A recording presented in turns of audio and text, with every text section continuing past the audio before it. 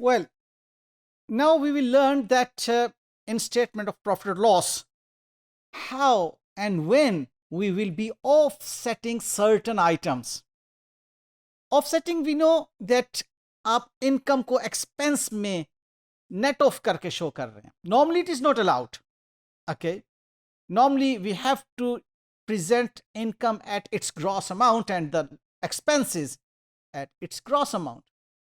लेकिन कुछ आपकी ऐसी सिनेरियोज हैं जिसमें सेट ऑफ कर सकते हैं. अगेन यहां पर मटीरियलिटी इज इंपॉर्टेंट कि अगर वो मटीरियल इंफॉर्मेशन है तो आप उसको कभी हरगिज सेट ऑफ नहीं करेंगे, आप उसको अलग से शो करेंगे. लेकिन इमटेरियल है सॉर्ट ऑफ कर सकते हैं. फॉर एग्जांपल जैसे आप एक नेटिंग ऑफ करते हैं, आप यूजुअली एसेट्स बेचते हैं एक साल के अंदर. कुछ एसेट्स को सेल किया, आपको गेन हुआ, और कुछ एसेट्स को सेल किया, लॉस हुआ.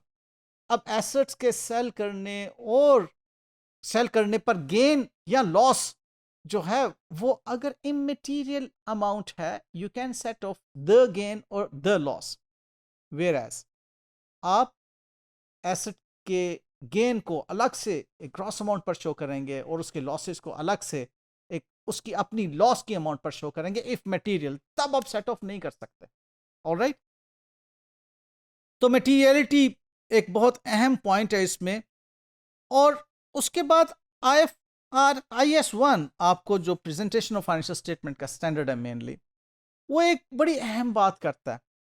कहता है कि भले आप अपनी इनकम स्टेटमेंट में आप सेट ऑफ करके शो करते हैं, लेकिन आप डिस्क्लोजर में ग्रॉस अमाउंट जरूर बता दें कि ये जो इनकम और एक्सपेंसेस सेट ऑफ होकर नजर आ रहे हैं, इनके पीछे ग्रॉस अमाउंट्स ये थी इनकम की और ये ग्रॉस अमाउंट थी इसकी एक्सपेंस की. वेल, अब जो एक इंपॉर्टेंट पॉइंट आपने जहन में रखना है कि कुछ ट्रांजैक्शंस हैं जो कि आप सेट ऑफ कर रहे होते हैं, उसके पीछे उस ट्रांजैक्शन का सब्सटेंस होता है जो कि बहुत इंपॉर्टेंट होता है समझना. कि उस ट्रांजैक्शन का अगर सब्सटेंस एक ही है जो कि उस इनकम स्टेटमेंट में स्टेटमेंट ऑफ प्रॉफिट और लॉस के अंदर प्रेजेंट हो रहा है, तो आप ठीक है सेट ऑफ कर दें, इजाजत है. सब्सटेंस का एक होना समझ लीजिए क्या होता है. वो substance of the transaction means आपने एक एसेट सेल किया. एक एसेट की कैरिंग अमाउंट थी 5 मिलियन. ऑलराइट, उसको आपने सेल किया 6 मिलियन पे. अब 1 मिलियन का प्रॉफिट है.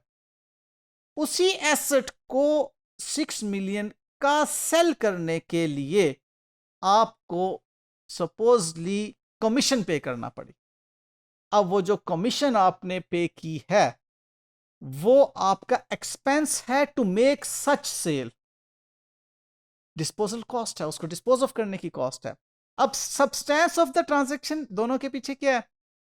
जो गेन हो रहा है वो सब्सटेंस ऑफ द ट्रांजैक्शन क्या है? एसेट को सेल किया था भाई. और वो जो आप उसकी कमीशन पे कर रहे हैं उसको सेल करने की, वो भी तो एसेट को सेल करना ही उसकी सब्सटेंस ऑफ द ट्रांजैक्शन है ना.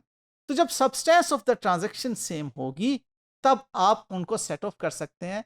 अब यूं आप लेंगे जो आपको डिस्पोजल प्रोसीड्स मिल रही हैं, उन्हीं के अगेंस्ट आप इस एक्सपेंस को पहले सेट ऑफ कर लेंगे और फिर आप देखेंगे कि आपके नेट जो कैरिंग अमाउंट है उस एसेट की, उसके साथ उसको नेट ऑफ करके गेन हो रहा है या लॉस हो रहा है.